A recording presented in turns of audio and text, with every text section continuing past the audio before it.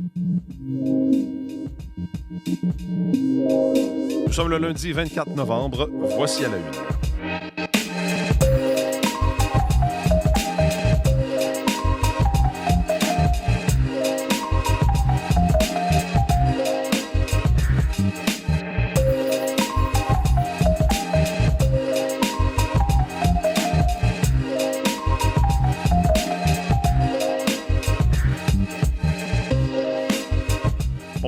Bonjour, bon lundi, bon début de semaine. Mathieu Bellumeur au microphone. J'espère que vous allez bien. Content de vous retrouver ce matin. Bon lundi.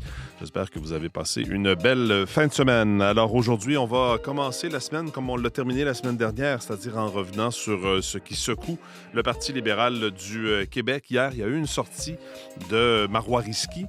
Donc, qui ne donne pas plus de détails sur les raisons pour lesquelles elle a conseillé Geneviève Hintz, son attaché politique, sa chef de cabinet, mais qui donne un peu plus de contexte sur les raisons pour lesquelles, disons, elle ne veut pas ou peut pas s'exprimer publiquement. Donc, on va vous faire part de ça. C'est tombé hier en début de soirée. Et on va revenir aussi sur les plus récentes déclarations du chef Pablo Rodriguez, alors qu'il était à Tout le monde en parle et qu'il semble y avoir, en tout cas, une organisation dans le Parti libéral du Québec ou un groupe qui veut possiblement forcer la tenue d'un congrès, d'un vote de confiance à l'endroit du chef actuel, donc Pablo Rodriguez. Jean-Philippe Robillard sera avec nous pour nous donner tous les détails. On va faire ensemble aussi le tour de la revue de presse, des actualités culturelles, mais pour tout de suite, la météo avec Véronique Mirand qui est à mes côtés. Bonjour Véronique. Bonjour Mathieu. Alors oui, c'est le mois de novembre. Vous nous confirmez que les heures d'ensoleillement, je dirais, on les compte sur les doigts d'une main. Oui. Peut-être pas, mais presque. Presque sur les doigts d'une main. On a un bilan ce matin jusqu'à présent. Montréal, 29 heures de soleil seulement. Québec, 31. Secteur d'Ottawa, Gatineau, 32. Dans l'est du Québec, autour de 47. On a pris la mesure du côté de cette île. Donc, une grosse main, oui, mais quand on compare au normal, c'est quand même nettement en dessous. Il reste une dizaine de jours au mois et on n'a même pas atteint la moitié de la normale dans la plupart des cas. Donc, un novembre là, qui nous semble très, très gris. Il ne fait pas juste nous sembler, il l'est. Et pourquoi il l'est autant sur notre morale? C'est parce qu'au mois d'octobre, on a eu une trentaine d'heures d'ensoleillement de plus. Alors, on nous en a donné beaucoup, beaucoup. Et là, très, très peu. Donc, ça se peut que... Le contraste est assez saisissant. Oui, ça se peut que vous trouviez que le mois de novembre, dans sa grisaille, vous énerve un peu. Mais les nouvelles ne sont pas excellentes côté ensoleillement cette semaine. Alors, allons-y tout de suite. Faisons le tour de ces prévisions pour la semaine, ce qui nous attend d'abord en commençant par la journée d'aujourd'hui. Allons-y avec encore quelques flocons là, qui peuvent traîner ici et là ce matin. Une faible neige intermittente qui va cesser graduellement du côté de l'Estrie. Par la suite, ça reste nuageux. Oui, il pourrait y avoir quelques éclaircies, mais le conseil, c'est si vous voyez le soleil, profitez-en quand il sort. Parce que la semaine sera encore assez grise dans son ensemble. Par contre, les températures vont remonter un peu. On parle de maximum d'1 à 3 degrés aujourd'hui sur le sud du Québec, donc Montréal, l'Estrie, Laurentides, Lanaudière, secteur de Québec, Ottawa, l'Outaouais, je dirais. Et par la suite, demain, généralement nuageux encore. 4 à 7 degrés. Oups, ça remonte un peu. 4 à 7, la normale, c'est rendu 3 jours pour cette période-ci de l'année. Et on a des averses à venir mercredi, donc des précipitations qui tomberont essentiellement sous forme de pluie. Et pas seulement pour le sud. Ça touchera Val-d'Or, ça touchera le Saguenay, ça touchera la Gaspésie aussi entre mercredi et jeudi. Ces précipitations sous forme de pluie. D'ici là, du côté de l'Abitibi, on a un mélange pluie-neige à venir cet après-midi. Autour de 2 degrés comme maximum. Ça reste près du point de congélation également pour tout l'est du Québec, là, entre -1 et 2 degrés. Il y aura pas mal de soleil sur la côte nord, un petit peu plus aussi vers la Gaspésie sous un ciel variable, mais le Saguenay, le Lac-Saint-Jean, le Bas-Saint-Laurent, c'est assez nuageux avec quelques éclaircies. De façon générale, un petit peu de neige fondante au cours de la soirée et de la nuit prochaine dans l'est du Québec. En territoire ontarien, c'est nuageux sur la portion nord et centre. On aura quand même un peu de soleil pour Toronto, Windsor aujourd'hui. On la voit à la remontée des températures. 9-10 degrés de ce côté-là, 5 à 8 degrés sur le nord de l'Ontario. On se rendra à 4 à Ottawa. C'est sûr que ce matin, il y a encore du flocon fondant ou un petit peu de bruine possible. Éclaircie à venir cet après-midi. Du côté de Vancouver, il fera 7. Les averses reprendront du service ce matin. Ça reste variable vers Edmonton. La neige va cesser à Calgary. Ça aura donné 5 à 10 cm. On aura des éclaircies par la suite. -2 aujourd'hui, Edmonton et Calgary. Près de 0 à Regina, sous un ciel variable. Et sous le soleil à Winnipeg, il fera 1 degré. Un petit peu de neige à venir cette nuit. Et pour l'ouest, on aura du temps un petit peu plus froid à venir dans les prochains jours. Alors, retour du balancier, le froid qui reviendra dans l'ouest et la tendance au temps plus doux sur le sud du Québec en début de semaine. Merci beaucoup, Véronique. Bonne journée. Bonne journée. On tente une sortie de zone, voilà, sur Rattray. Rattray qui relaie sur le côté, le but! Oh, j'ai l'impression que ça a dévié sur un patin. Oui, j'ai l'impression C'est parti pour la saison de la LPHF. Olivier Pellerin est avec nous. Bonjour, Olivier. Bonjour. Alors, Montréal s'est incliné à son match d'ouverture, un match qui avait lieu à Boston, freiné entre autres par les pénalités. Oui, effectivement, qui a plombé un peu le match. Boston qui avait été l'adversaire en match préparatoire de la victoire de Montréal, la victoire qui avait battu l'équipe 2 fois, mais là, pour le début de la saison, malheureusement, ça s'est soldé par une défaite de 2-0. On peut écouter d'ailleurs les commentaires de Anne-Renée Desbiens qui, hier, a parlé de ses pénalités en disant qu'on devrait apprendre à naviguer sur cette fine ligne entre robustesse et justement le banc des pénalités qui peut coûter cher. D'ailleurs, le deuxième but a été marqué en avantage numérique et d'ailleurs, elle est assez fière quand même du travail de sa brigade défensive, mais il reste encore un peu de nettoyage à faire dans le jeu de l'équipe pour être compétitive. Je vous rappelle d'ailleurs que l'équipe avait été battue au premier tour des séries éliminatoires l'an dernier, oui. Et là, on reprend la saison avec une défaite. C'est certainement pas le début que la victoire avait espéré. Donc, voici la gardienne, Anne-Renée Desbiens. Oui, je suis très contente justement de notre brigade défensive. C'est des joueurs qui sont plus robustes, un petit peu plus de gabarit. Donc, je pense qu'avec justement, quand on va bâtir la chimie, la chimie, ça va aider énormément de ce côté-là. Et puis, on a quelque chose à nettoyer pour le prochain match de mardi. Et puis, on va se remettre au travail. Puis, on recommence à zéro. Le match de mardi, ça, d'ailleurs, sera la rentrée montréalaise pour la victoire de Montréal qui accueillera les Sirènes de New York à la Place Belle. Et simplement mentionner les marqueuses parce qu'il faut les nommer quand même. Susanna Tapani qui a marqué en début de première période et Megan Keller qui a marqué le but en avantage numérique dont je vous parlais en troisième période. Coupe du monde de patinage de vitesse, Valérie Maltais qui a poursuivi, elle, sa récolte de médailles en fin de semaine. Parce qu'elle est allée chercher la médaille d'argent en poursuite par équipe avec ses coéquipières Ivani Blondin et Isabelle Whiteman. Elle a aussi remporté la médaille de bronze aux 3000 mètres. Donc, autre médaille individuelle pour elle en ce début de saison. Et on doit parler aussi de la médaille de bronze de Tatiana Blumen aux 5000 mètres. Donc, une belle sortie quand même en Coupe du monde pour le Canada qui est allé rafler 4 médailles. En tête, celle d'or remportée par Ivani Blondin au départ groupé. Donc, ça se poursuit pour l'équipe canadienne qui connaît un très, très bon début de saison. Et pour Valérie Maltais, là, je vous rappellerai, là, patineuse de vitesse courte piste qui a fait sa transition en longue piste, qui est allée chercher la médaille d'or avec ses coéquipières lors des derniers Jeux olympiques en poursuite par équipe. Et là, manifestement, il en reste encore pour les prochains Jeux qui auront lieu en février prochain à Milan. Donc, vraiment un très, très bon début de saison pour la patineuse québécoise. Et il y a de nombreux blessés chez le Canadien de Montréal qui est allé chercher d'ailleurs du renfort. Oui, Alexandre Tessier qui arrive des Blues de Saint-Louis. En fait, les Blues de Saint-Louis l'ont libéré et le Canadien est allé mettre le grappin dessus. Lui a offert un contrat d'$1 million, un contrat d'une saison pour venir épauler l'équipe. Avec les nombreux blessés, on a parlé de Kirby Dack, on a parlé d'Alex Newhook.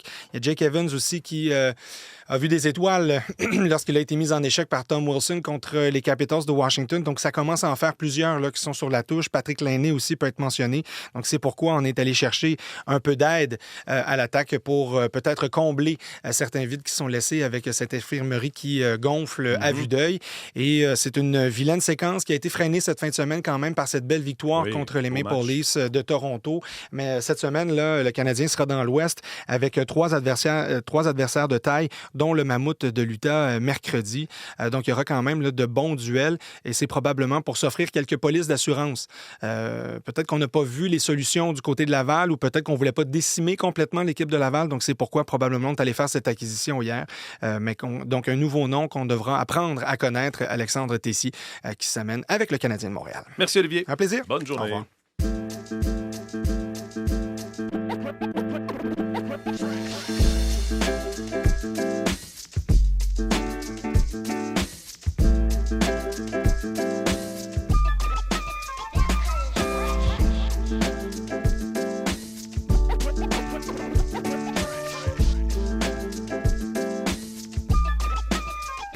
À la une des différents quotidiens, commençant par la Presse Plus de ce matin, la presse qui nous parle d'un méga projet, oui, pour les sans-abri. Ce sont 3 grands promoteurs immobiliers qui s'unissent pour ébaucher un projet hors du commun afin de lutter contre la crise de l'itinérance dans la métropole. Ils proposent en fait au gouvernement du Québec et à la Ville de Montréal de construire 2500 logements sans aucun profit pour les entreprises en question pour loger de la clientèle vulnérable, sans-abri, frappée entre autres par la crise du logement. Ce sont donc 3 hommes d'affaires de grands groupes, le groupe MAC et les promoteurs immobiliers Cogir et le groupe Devimco. Donc, c'est à lire dans la presse sous la plume de Katia Gagnon, des projets donc de logement, essentiellement, entre autres, Vincent Chiara du groupe MAC qui dit en entrevue avec la journaliste que c'est pas en faisant des petits projets à gauche et à droite et surtout au prix que ça coûte lorsque le gouvernement est impliqué qu'on va trouver véritablement des solutions. Donc, propose vraiment un projet très important dans la métropole à ce sujet-là. Vous pourrez lire l'article dans la presse de ce matin qui nous parle aussi dans sa section affaires des détaillants qui hésitent à garder leurs portes ouvertes. Vous savez qu'il y a un projet pilote au Québec sur la prolongation des heures d'ouverture. Il y a des commerçants dans certaines villes, Laval, Gatineau, entre autres, en Beauce aussi, qui ont décidé d'ouvrir leur commerce ou qui ont la permission d'ouvrir leur commerce tard le samedi soir. Bien, est-ce que les consommateurs sont au rendez-vous? Il y a un bilan assez mitigé et il y a des commerçants eux-mêmes, parce que les commerçants ont le choix ou non d'ouvrir, qui décident finalement de ne pas ouvrir les portes. Par contre, à Laval, le Carrefour Laval vient de tenter le coup à partir du 29 novembre. Donc, voilà qu'il y aura un mot d'ordre pour l'ouverture des magasins le samedi soir jusqu'à 21h. Donc, un bilan mitigé jusqu'ici à lire dans la presse de ce matin. Le site de Radio-Canada nous apprend qu'Hydro-Québec prévoit l'explosion de la consommation des centres de données, en fait, d'ici 10 ans. La société d'État prévoit que ces gigabâtiments, vous savez, qui sont remplis de serveurs, vont nécessiter 3 fois plus d'électricité que le projet Nordvolt. C'est Thomas Gerbet qui nous apprend ça. Il dit le projet Nordvolt avait besoin de 352 mégawatts. Eh bien, c'est plus de 1100 mégawatts en 2035 qui seraient nécessaires pour alimenter ces centres de données. Ce sont des chiffres obtenus par Radio-Canada qui montrent qu'Hydro-Québec prévoyait initialement une demande d'autour de 664 mégawatts d'ici 10 ans. Mais il y a eu une nouvelle, évidemment, politique de François Legault qui a été annoncée. Vous savez, son plan économique pour le Québec, et ça change la donne. La Société d'État qui a rehaussé ses prévisions. Maintenant, une du Journal de Montréal parlait de nouveau après 10 ans. L'intelligence artificielle a permis à une femme, Chantal Lantier, qui souffre de la SLA, de retrouver la parole perdue à cause de la maladie, au grand bonheur de son conjoint, qui est également interrogé par le Journal de Montréal. Puis il y a une experte, une orthophoniste, en fait, qui nous dit qu'un échantillon de 10 secondes, ça suffit pour cloner une voix et semble, selon l'article, que les intonations sont là, que tout y est. Bref, vraiment son conjoint qui a l'impression de la réentendre parler. Dans le Devoir de ce matin, pour l'innovation, Ottawa s'offre un passe-droit légal. C'est une mesure qui est passée inaperçue au budget, qui permettrait au fédéral de s'exenter lui-même de la loi au nom de l'innovation, de la croissance économique. Donc, un élément du budget qui était enfoui donc à la page 300 du texte de loi et donc qui compte 600 pages. Et le Devoir donc met en lumière effectivement ce matin que le gouvernement Carney confère discrètement le pouvoir à ses ministres d'exenter temporairement n'importe qui de n'importe quelle loi fédérale sur base de promesses d'innovation ou de croissance économique, à lire dans le Devoir de ce matin. Et puis en une du Globe and Mail, c'est évidemment ce G20 qui a eu lieu au cours de la fin de semaine. Le Canada et l'Inde qui renouent le dialogue après la rencontre des premiers ministres au sommet du G20. On sait qu'il y a eu un creux dans ces relations entre l'Inde et le Canada à partir de 2023. Voilà que messieurs Carney et Modi conviennent de relancer les pourparlers commerciaux après une pause de 2 ans. Vous trouvez ça en une du Globe and Mail de ce matin.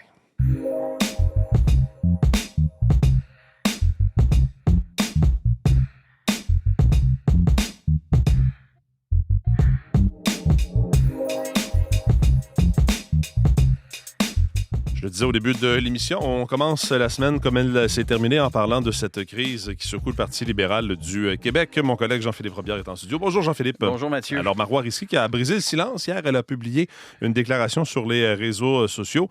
Donc qu'est-ce que dit la députée qui a été suspendue du caucus de son parti? Oui, vous l'avez dit, donc ça a été fait sur les réseaux sociaux. Dans un long message sur Facebook, Marois Risky se défend, Mathieu, d'avoir quelconque visée politique avec la démarche qu'elle a commencée. Elle affirme que contrairement à ce qu'elle a fait tout au long de sa carrière politique, cette fois-ci, elle ne peut pas répondre aux questions des journalistes, aux questions du public, parce que le dossier qui la concerne, nous dit Mme Risky dans son message, en est un de ressources humaines et que les lois ne permettent pas à un employeur de commenter publiquement le dossier d'un ou d'une employée sur la place publique. Marois Risky qui juge également qu'elle n'a toujours rien à se reprocher dans le congédiement de Geneviève Hintz, sa chef de cabinet, et que si le chef du parti, le nouveau chef parlementaire, André Fortin, le souhaite, selon Mme Risky, juge que c'est la bonne décision, bien, ils peuvent la réembaucher. De passage sur le plateau de l'émission Tout le monde en parle, hier, le chef libéral Pablo Rodriguez a déploré encore une fois que Marois Risky ne lui ait offert aucune explication sur le congédiement de Geneviève Hintz, une de ses proches collaboratrices. On l'écoute. Marois, elle ne m'a jamais parlé qu'il y avait de problème, pas une seule fois. Pas un texto, pas un email, rien. Alors qu'elle avait l'obligation professionnelle, morale et politique de m'en parler. C'est pour ça que moi, je voulais, et je veux toujours d'ailleurs, parler à Marois, qu'elle m'explique ce qui s'est passé. Je pense que là, ce devoir-là, il se parlait tête à tête. J'ai envoyé un message il y a 2 jours, lui dire, regarde, on peut-tu se parler sur la base de la confiance qui a toujours existé, parce que je lui ai fait confiance et elle m'a fait confiance. Elle dit qu'elle ne peut pas en parler publiquement, mais elle peut certainement parler à son chef. Voilà Pablo Rodriguez, hier, tout le monde en parle, mais on n'en apprend pas plus sur le fond de l'affaire. Il y a encore un paquet de questions qui demeurent sans réponse. Et ceci dit, il y a une pression aussi qui continue d'augmenter sur le chef libéral. Oui, parce qu'il y a un groupe de militants du parti qui envisage de forcer, Mathieu, la tenue d'un conseil général extraordinaire pour faire la lumière sur les allégations d'achat de vote lors de la dernière course au leadership du parti. L'histoire, c'est une histoire qui est différente. C'est l'histoire qui a été révélée par nos collègues du Journal de Montréal. Et le groupe de militants peut-être souhaiterait même éventuellement soumettre Pablo Rodriguez à un vote de confiance. Alors voici la réaction du chef libéral à ce sujet-là. Ce que les membres demandent, c'est des réponses. C'est la même chose que moi je demande.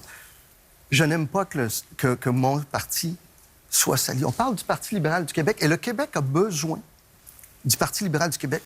Et devant cette fronde, hier, il y a 2 candidats défaits à la course à la direction du parti, Charles Milliard et Carl Blackburn, qui ont lancé des appels au calme, qui sont sortis, tout comme un ténor du parti, l'ex-sénateur et également ex-président de la commission politique du Parti libéral du Québec, André Pratt.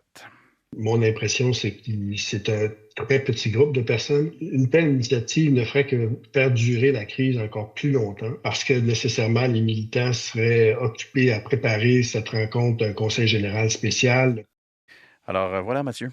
Il y aura certainement de nouveaux développements cette semaine que l'on va suivre, surtout qu'effectivement les parlementaires seront de retour à l'Assemblée nationale. Merci beaucoup, Jean-Philippe. Merci, au revoir. Bonne journée.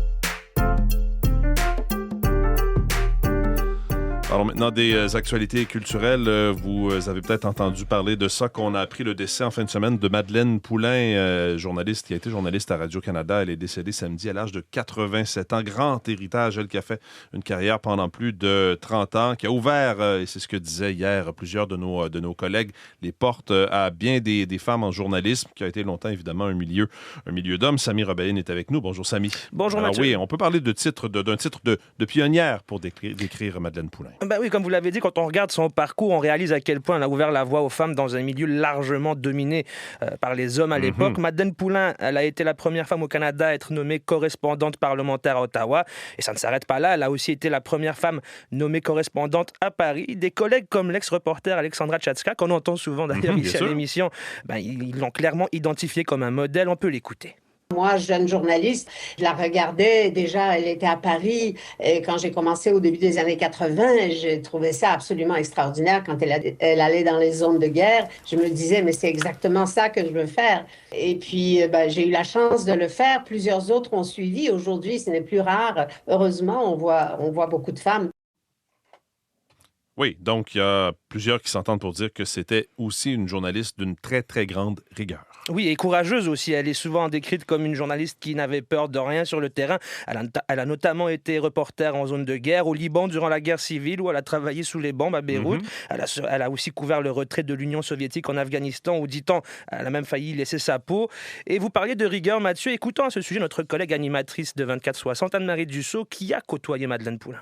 Elle avait déjà dit dans une série, Nos témoins sur la ligne de feu, à quel point elle était terrorisée par l'erreur et que c'était sa plus grande préoccupation. Donc, son travail quotidien était teinté par cette nécessité de rendre compte des faits. Et ces faits d'armes sont nombreux. Et parmi ces faits d'armes, Mathieu, on peut penser à ces années passées à la barre de l'émission d'affaires publiques Le Point, où elle a mené des entrevues qui sont passées à l'histoire, notamment avec le premier ministre de l'époque, Pierre-Éliott Trudeau. Bon, il avait tenté en vain de piquer Madeleine Poulin en insinuant que ses questions manquaient de profondeur.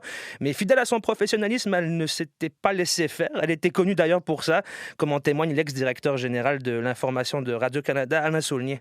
J'ai parlé à quelques collègues et je peux vous dire qu'on était tous admiratifs à son égard parce que c'est une femme qui, sur le terrain, dans ses reportages internationaux, était absolument extraordinaire. Elle avait peur de rien, cette femme-là.